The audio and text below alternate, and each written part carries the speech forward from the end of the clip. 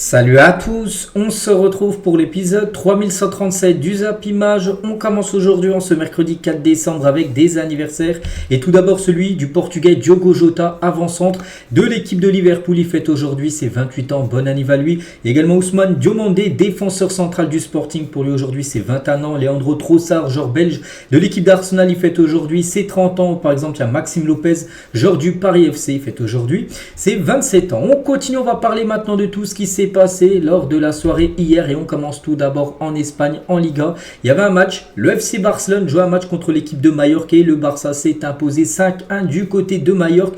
Donc les buteurs côté Blaugrana, donc Ferran Torres buteur, Rafinha doublé, Frenkie de Jong buteur et même passeur D. Il y a un but de Pau Victor qui est rentré en fin de rencontre.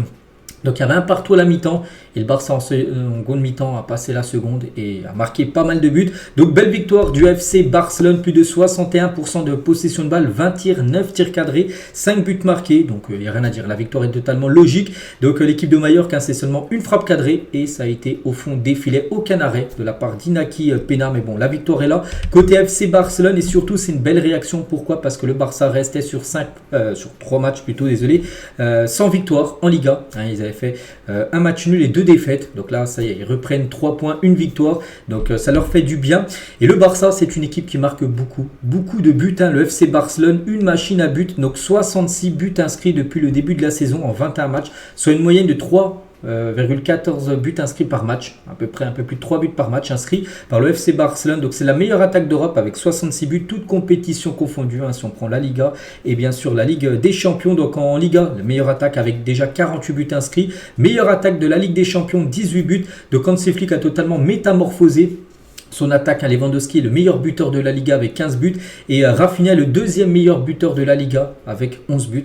2 joueurs du Barça aux 2 premières positions des meilleurs buteurs. Et pareil en Ligue des Champions, les 2 meilleurs buteurs, c'est 2 joueurs du FC Barcelone. Pareil, Lewandowski et Rafinha sont les meilleurs buteurs de la compétition avec 7 et 5 buts. Voilà, donc tout va bien actuellement du côté du Barça dans le secteur offensif parce que 66 buts inscrits, c'est quasiment historique pour le FC Barcelone.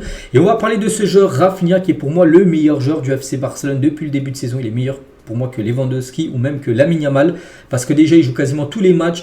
Il est bon à chaque rencontre. Hier doublé et c'est simple, 21 matchs donc depuis le début de la saison. Donc sur 66 buts, il en a inscrit comme 16 Rafinha et 9 passes D. Donc là c'est toute compétition confondue. Donc voilà, magnifique joueur.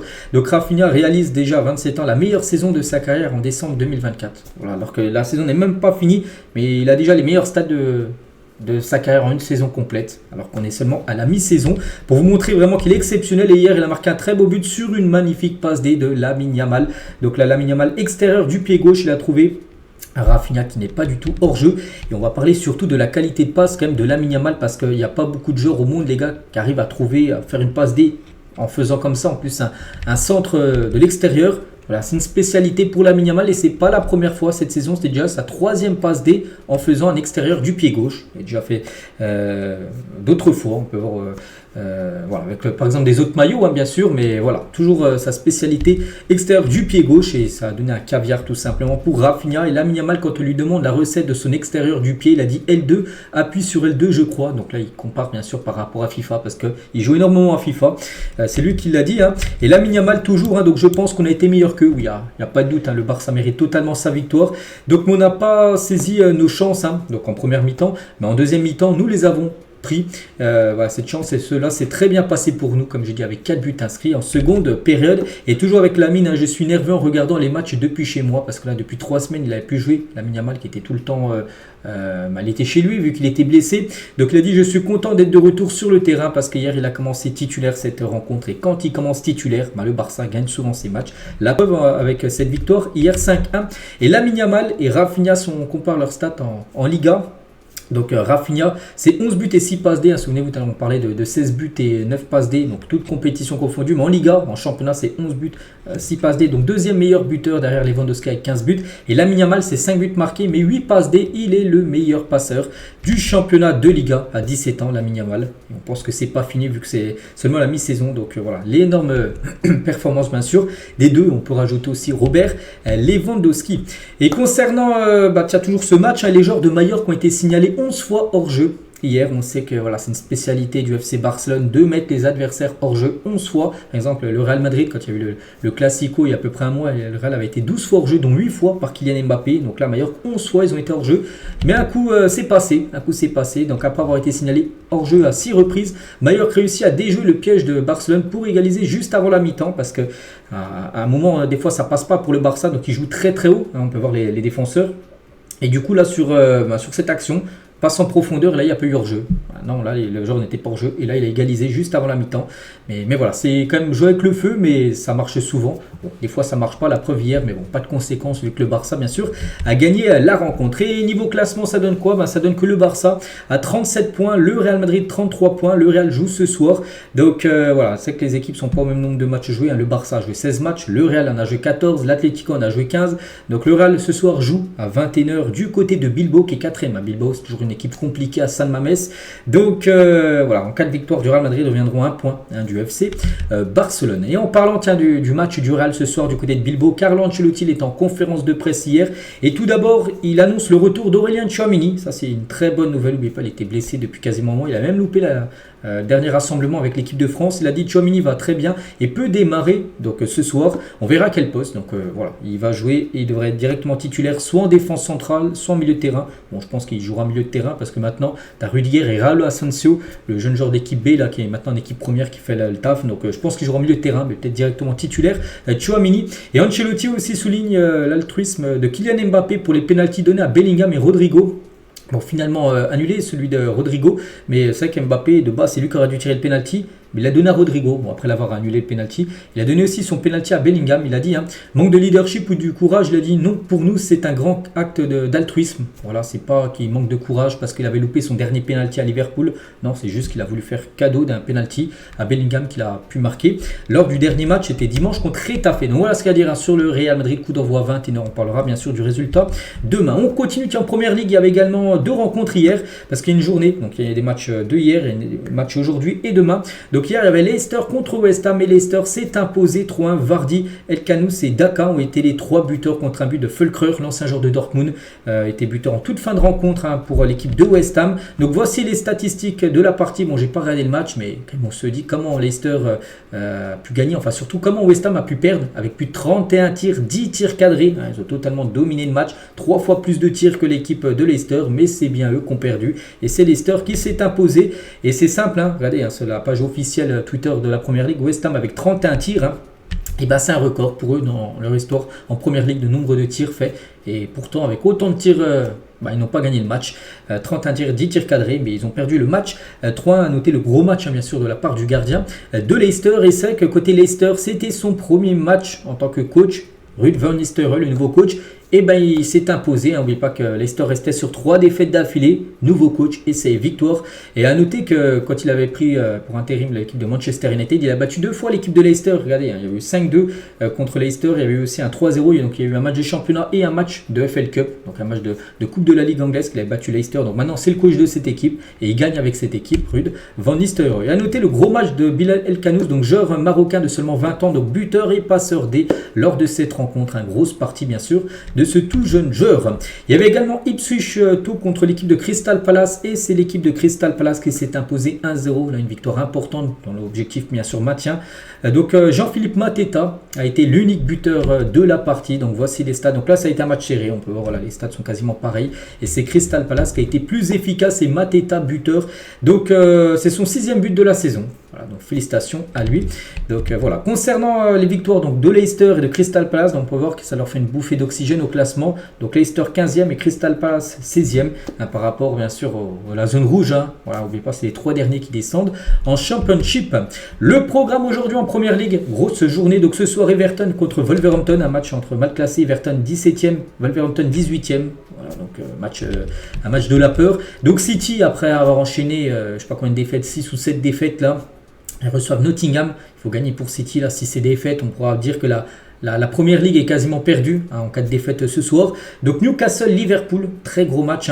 Southampton-Chelsea, Southampton, je crois qu'ils sont derniers, Chelsea est deuxième de la première ligue. C'est une belle rencontre. Arsenal-Manchester United également. Et Aston Villa-Brentford. Donc voilà le gros programme en Angleterre aujourd'hui. Donc il y aura quand même des belles rencontres à parler. Demain, il y a Bilbao-Real Madrid qu'on a parlé tout à l'heure. Donc ce soir également à 21h. Il y avait également de la Coupe d'Allemagne hier entre le Bayern Munich et le Bayer Leverkusen. Et c'est le Bayer Leverkusen qui s'est imposé 1-0 du côté du stade du Bayern Munich.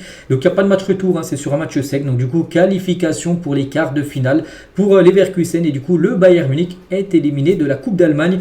Donc Tella était l'unique buteur du match, un centre de Grimaldo. J'ai pas vu le match, mais j'ai vu son but. Voilà, centre de Grimaldo, il met un but de la tête. À la 69e minute de la partie, à noter que Manuel Neuer a reçu un rouge direct à la 17e, ce qui a pénalisé totalement le Bayern Munich. Donc voici les statistiques de la partie où Leverkusen se sort bien sûr avec la victoire et surtout la qualification, et le Bayern Munich est éliminé.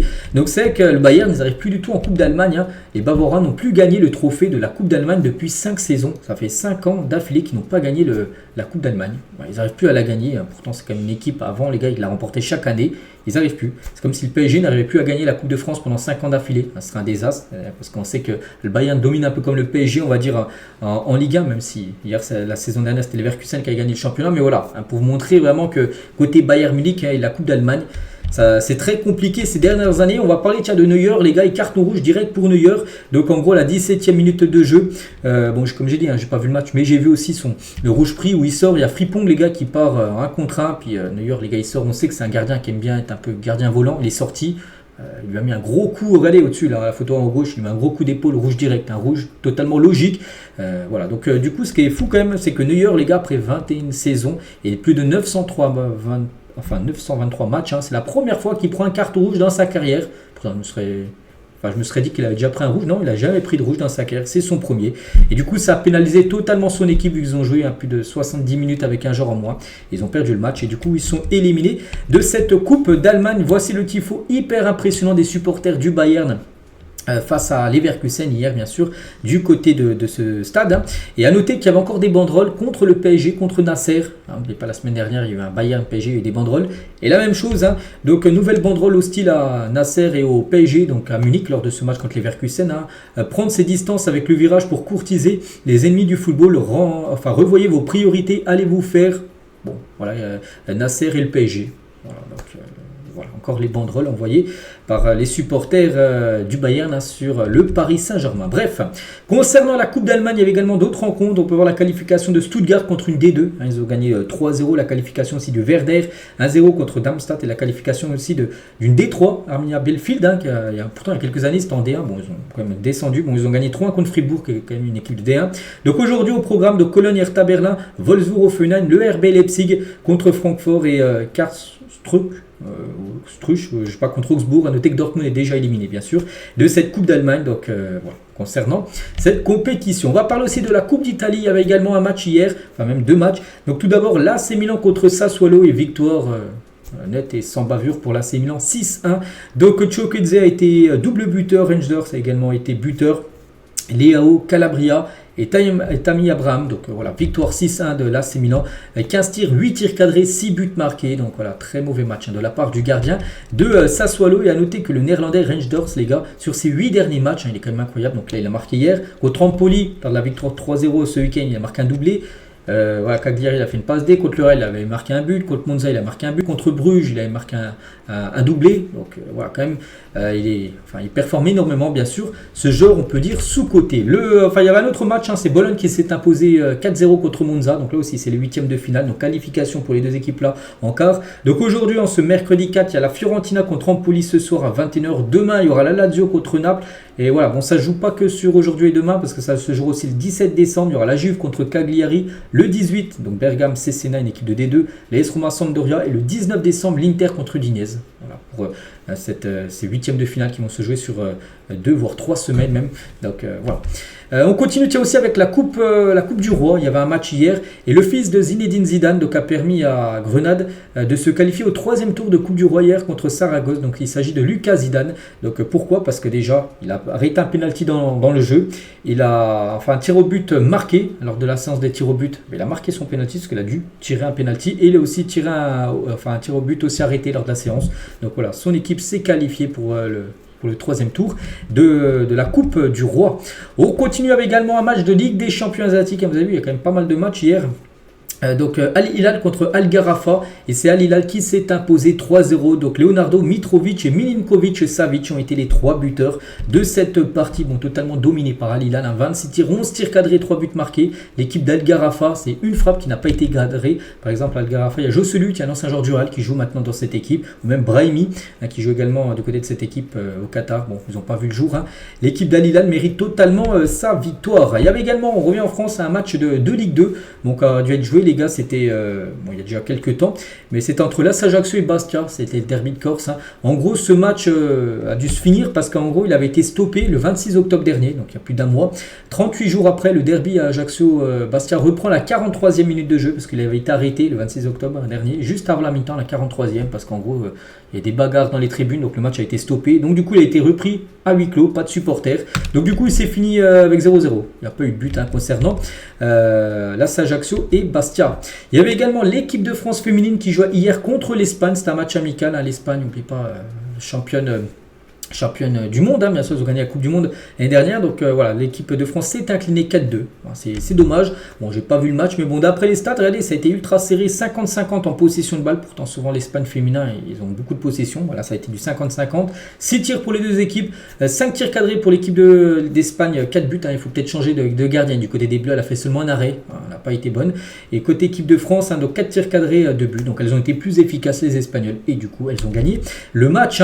Donc félicitations à l'Espagne et dommage bien sûr pour l'équipe de France, c'était leur dernier match sur cette année 2024. Elles avaient battu le Nigeria il y a quelques jours 2-1, c'était les 2 matchs lors de la trêve internationale. Et à noter que l'année prochaine en 2025, donc il n'y aura pas d'Euro ni de Coupe du Monde pour les hommes, mais il y aura plutôt l'Euro féminin 2025 et on connaît les 4 pots, donc pot 1, pot 2, pot 3, pot 4 et l'équipe de France est dans le pot 1, donc elles affronteront une équipe du pot 2, du pot 3, du pot 4. Donc voilà, elles ne seront pas avec déjà l'Allemagne, ni l'Espagne, ni la Suisse, qui sont toutes dans le pot 1, donc on va dire les plus grosses nations. On va parler aussi des Bleuets, donc l'équipe de France Espoir, parce que l'année prochaine, donc il y a l'Euro féminin, mais également l'Euro Espoir qui se jouera en Slovaquie du 11 au 28 juin prochain. Et l'équipe de France, on connaît le groupe, parce que les pots ont été faits et il y a le tirage au sort, et du coup on connaît le groupe de la France, donc il y aura Portugal, Pologne et Géorgie. Donc objectif bien sûr, finir en tête et se qualifier pour les matchs élimination directe de l'Euro Espoir. On continue toujours avec l'équipe de France, on revient 2 ans jour pour jour en arrière. Donc la France battait la Pologne et se qualifiait pour les quarts de finale de la Coupe du Monde 2022. Giroud devenait le meilleur buteur de l'histoire des Bleus lors de ce match contre la Pologne. Donc Mbappé avait affiché un niveau exceptionnel lors de cette rencontre où il avait été double buteur, Mbappé, et un but de Giroud. Voilà, c'était le 4 décembre 2022. La qualification pour les quarts, c'était qu'après c'était l'Angleterre en quart, puis après il y a eu le Maroc, puis après il y a eu la finale le 18 décembre bien sûr contre l'Argentine. Et tiens, en parlant de l'Argentine, il y a 2 ans jour pour jour, parce qu'il y avait eu un France-Pologne, mais il y avait eu également un Argentina-Australie en 8e de finale. Et Léo Messi jouait le 1000e match de sa carrière. Il y a 2 ans jour pour jour, il avait marqué le premier but et mené l'Argentine à une victoire 2-1. Ils avaient galéré.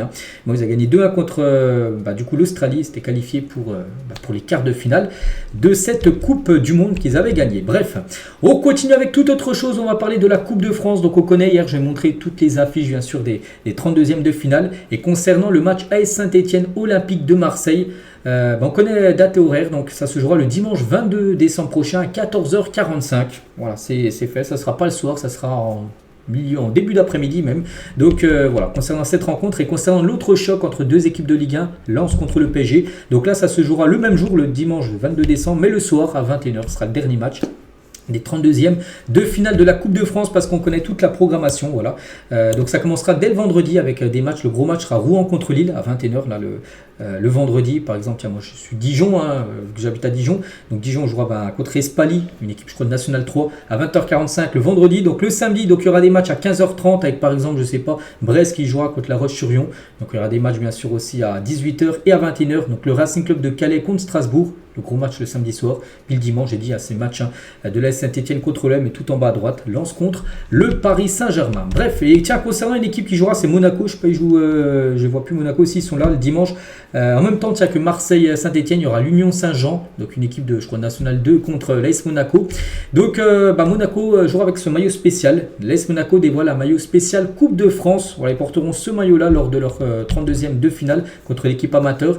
Donc, en gros, c'est une réédition de leur tunique mythique de la saison 1950-1960, pendant laquelle le club du Rocher a remporté sa première Coupe de France. Voilà, donc ils porteront ce maillot tout simplement pour cette rencontre et peut-être jusqu'à la fin de la compétition s'ils vont le plus loin possible.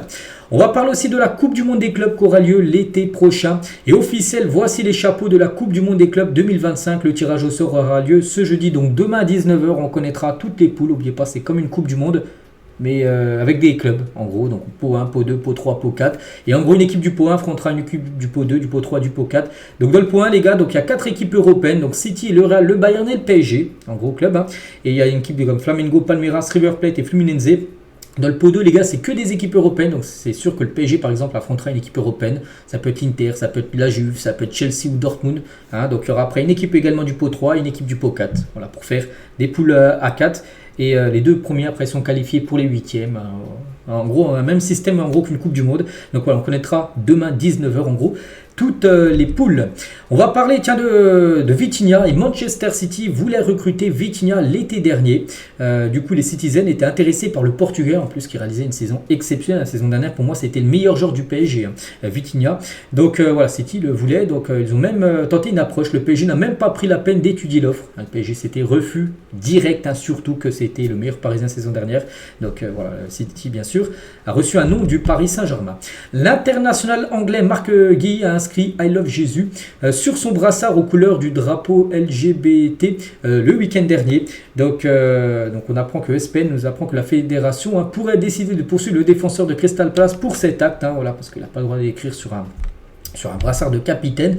Mais on apprend que Marguerite du coup ne sera finalement pas sanctionné.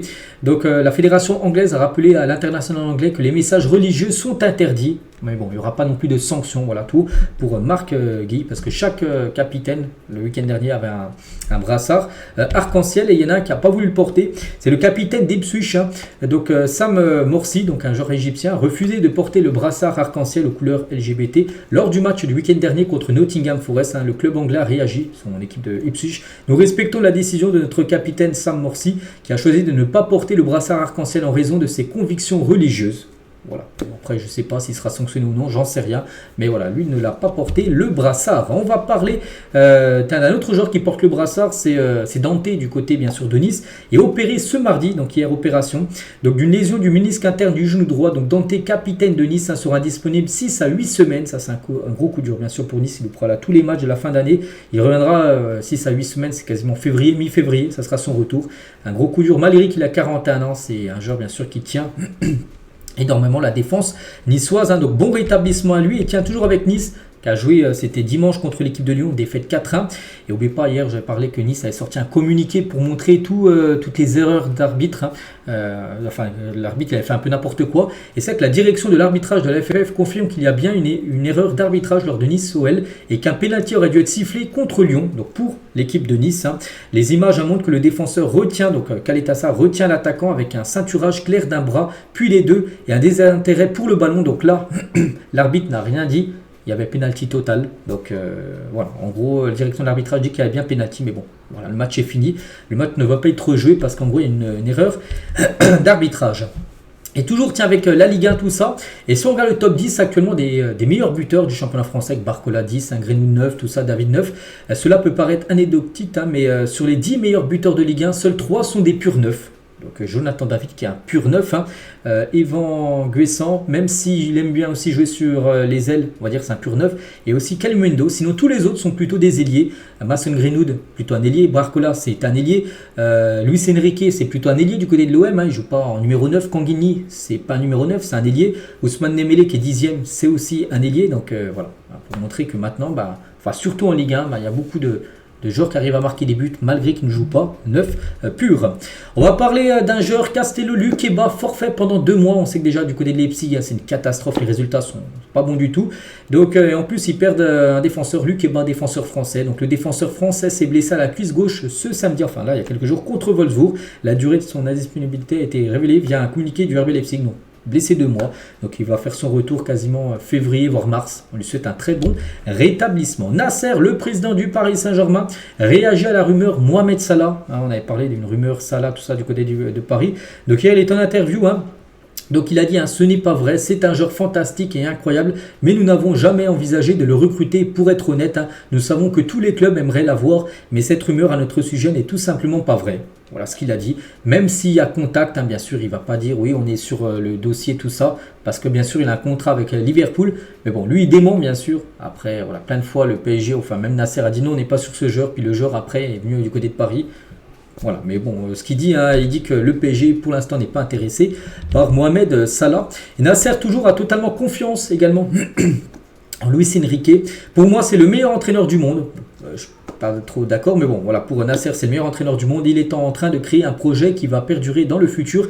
Les résultats sont importants, mais nous restons concentrés sur notre projet, bien sûr. Un projet sur le long terme, bien sûr, avec Luis Enrique. Et Nasser est parfaitement convaincu que le projet du PSG est sur la bonne voie. Donc nous sommes une des équipes avec la moyenne d'âge la plus basse, entre 22 et 23 ans. Nous sommes en train de construire une équipe pour le futur avec notre excellent coach. Nous avons établi un plan sur le long terme avec nos joueurs et notre entraîneur. Donc voilà, il y a de l'union dans notre groupe qui est fantastique. L'atmosphère qui y règne est superbe. Voilà, donc il dit que tout va bien actuellement du côté du PSG. On verra. N'oubliez pas que Paris, tiens, en une semaine jour pour jour, on sera mercredi. On parlera du résultat du PSG la veille contre l'équipe de Salzbourg. Et toujours avec Nasser, répond aux critiques aussi de Rodri concernant le nombre de matchs conséquents durant la saison. Rodri qui avait dit il y a trop de matchs, il faut faire grève. Et Nasser a réagi par rapport à ça. Il a dit premièrement, je lui souhaite tout d'abord un bon rétablissement. Vu qu'il s'est fait les ligaments croisés, c'est un excellent joueur. Ensuite, à propos de la Coupe du Monde des clubs, cette compétition ne va pas détruire les joueurs ou les clubs. C'est un événement important et beaucoup de clubs voulaient en faire partie de cette Coupe du Monde des clubs qu'on a parlé tout à l'heure avec le tirage au sort qui aura lieu demain.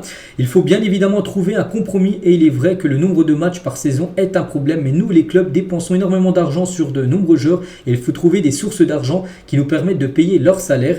Il y a certains joueurs qui demandent des sommes astronomiques, mais je suis d'accord, il faut protéger les joueurs, ce sont eux les acteurs sur le terrain. Donc voilà ce qu'il a dit. Après, c'est vrai que s'il y a moins de matchs, il y a moins de salaire pour les joueurs. Après, voilà, il faut voir, bien sûr, ce qui est le mieux, mais c'est vrai qu'il y a peut-être trop de matchs. Mais voilà, moins de matchs égale moins d'argent pour les joueurs, ce qui est totalement logique.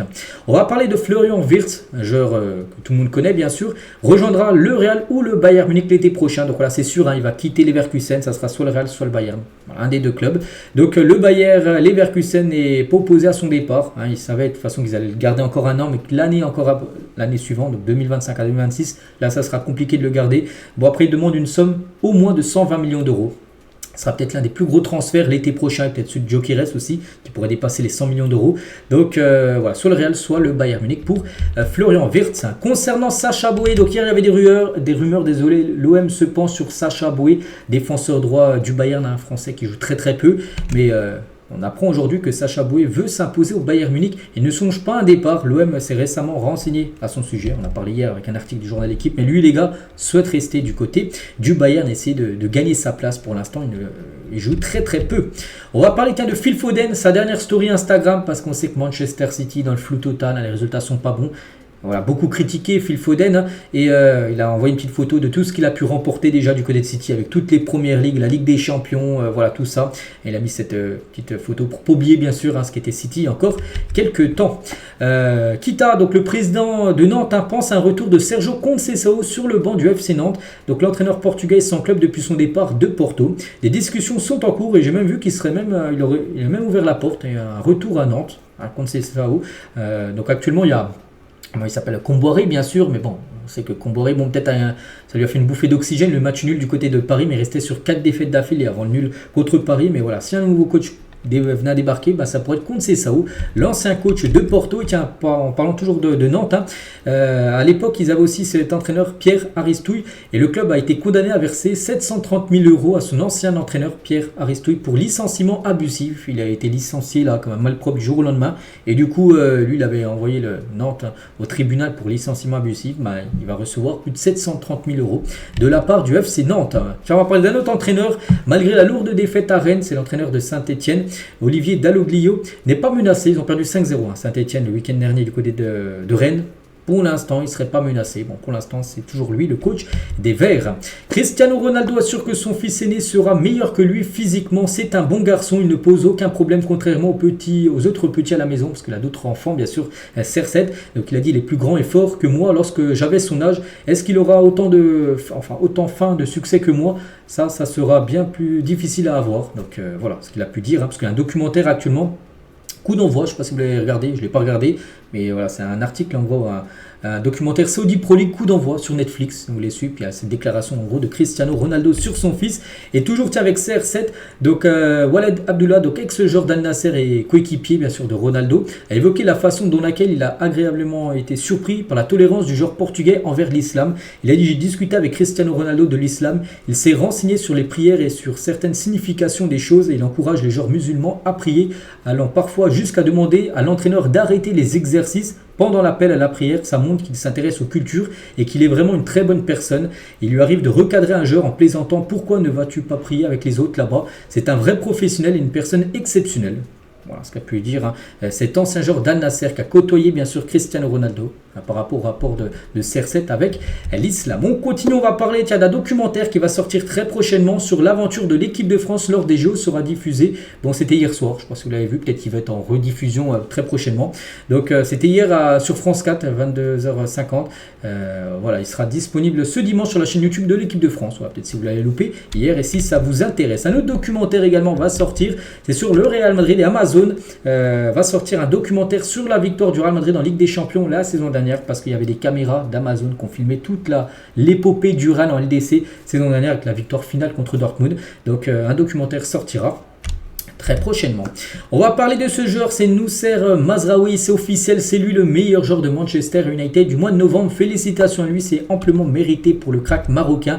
Un petit rappel, 3 clean sheets quand il a pas gaulé, mais quand il était défenseur, donc il n'a pas pris de but en gros. Homme du match contre Chelsea, il a fait une passe D contre Bodo Glimt en Europa League, et joué dans 3 positions différentes. Il a joué défenseur droit, un coup il avait joué même numéro 10, un coup position je sais pas c'était où, mais bon voilà, c'est lui le meilleur joueur du côté du club de Manchester United sur le dernier mois. On va parler de Victor Gyökeres, et il a été proposé à Lyon en 2023. Bruno Chéroux, directeur sportif de Lyon, a décidé alors de ne pas donner suite au dossier du joueur estimé à 15 millions d'euros en 2023. L'international suédois du coup partira au Sporting quelques semaines plus tard contre 24 millions d'euros. Un transfert qui a permis au joueur d'exploser dans le championnat portugais, de voir sa valeur marchande monter en flèche. C'est dommage parce qu'il aurait pu arriver à Lyon pour une petite somme, et maintenant bien sûr son prix est plus possible pour Lyon. Donc c'est dommage. C'est dommage, on a raté le coup de Gyökeres, l'équipe de Lyon.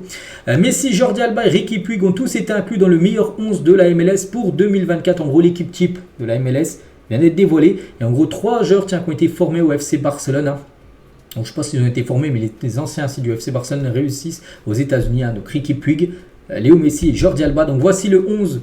Le meilleur 11 en gros de cette saison. Du côté de la MLS avec Christian Benteke, avec Léo Messi, avec Boinga, l'ancien joueur de Saint-Etienne, avec Riqui Puig, ou par exemple bien sûr Jordi Alba. Des nouvelles de Thibaut Courtois, et l'Arabie Saoudite veut s'offrir Thibaut Courtois pour la saison prochaine. Un Courtois gardien du côté du Real, mais voilà, des clubs saoudiens, je ne sais pas lesquels, mais peut-être Al Nasser, Al Hilal, Al Ahly, voilà, les clubs qui ont beaucoup d'argent, qu'on parle souvent. Et un de ces clubs-là pourrait passer l'action pour s'offrir le gardien belge. Du côté, toujours du côté du Real Madrid, est le meilleur joueur du mois. On parlait tout à l'heure à Manchester United avec Mazraoui, mais le meilleur joueur du mois du côté du Real, c'est bien lui, c'est Jude Bellingham qui remporte ce prix. Félicitations à lui. Officiel, Brentford annonce qu'il rendra le foot plus accessible pour les jeunes avec une magnifique politique de billetterie pour ses supporters pour le reste de la saison. Les jeunes supporters de l'équipe de Brentford âgés de moins de 18 ans ne paieront jamais plus de 12 €, donc soit 10 livres, pour assister au match de leur équipe favorite. C'est bien, une belle initiative, voilà, parce que il y a des autres clubs, bien sûr, même si tu as moins de 18 ans, tu payes, comme si c'était un adulte, tu payes des 30-40 euros peut-être pour suivre une rencontre de première ligue. Donc là, ça sera maximum 12 euros et jusqu'à la fin de saison pour les matchs à domicile pour Brentford, bien sûr, pour les personnes qui ont moins de 18 ans. Manchester City, depuis le début de la saison dernière en Première Ligue, avec Rodri, c'est 0 défaite en 36 matchs depuis le début, depuis août 2023 on va dire, et sans Rodri, 7 défaites en 15 matchs. Voilà, pour montrer l'importance bien sûr du Ballon d'Or. Officiel, aucune mesure prise contre le PSG par la DNCG. Vous savez, la DNCG, c'est ceux qui regardent pour voir si les clubs, leurs bilans sont bons, les finances sont bonnes, ça, le club est dans le vert. Oui, le PSG, pas de souci. Le Paris Saint-Germain est dans le vert. La même chose aussi, passage réussi pour la DNCG, pour l'AS Monaco. Le bilan est bon. Et la même chose aussi pour Nantes, les gars. La DNCG n'a pris aucune mesure envers le FC Nantes. L'encadrement de la masse salariale prononcé en juin dernier n'a pas été prolongé parce qu'en juin, c'était un petit peu chaud. Mais là, en gros, les finances sont meilleures. Et du coup, voilà, il n'y a plus de problème pour le FC Nantes. À noter que Lyon, eux, on sait qu'ils ont un problème avec la DNCG. Ils doivent rentrer de l'argent, sinon ils seront en Ligue 2 la saison prochaine. Gabriel se prend pour Batman et non pour Jokeres quand il célèbre. En témoigne sa nouvelle photo de profil sur son compte Instagram. Là, Gabriel, défenseur d'Arsenal. Donc il a mis un masque de Batman parce qu'on pensait souvent quand il faisait ça, c'était la célébration de Jokeres. Mais non, c'est juste pour rendre bien sûr à Batman qu'il a mis en photo de profil. Officiel, tiens, son ancien club à Gabriel, c'est Lille et le LOSC organise un énorme lancer de peluche face à Brest. Hein, ça faisait déjà, c'était la saison dernière. Il veut aussi un lancer de peluche, toutes les peluches qui avaient été récoltées pour après donner, enfin laver bien sûr et ensuite donner aux enfants malades aux hôpitaux. Donc là, ça sera la même chose pour le prochain match de Lille face à Brest. Donc il y aura, les supporters viendront avec des peluches, les jetteront sur la pelouse pour après les donner bien sûr aux enfants malades. Ça, c'est une belle initiative. On va parler de Kusanov, le défenseur lensois, pourrait quitter le Racing Club de Lens cet hiver pour 30 millions d'euros. Mais pas que les gars, il avait été acheté 100 000 euros. Rendez-vous compte, hein, t'achètes un truc 100 000 euros, enfin.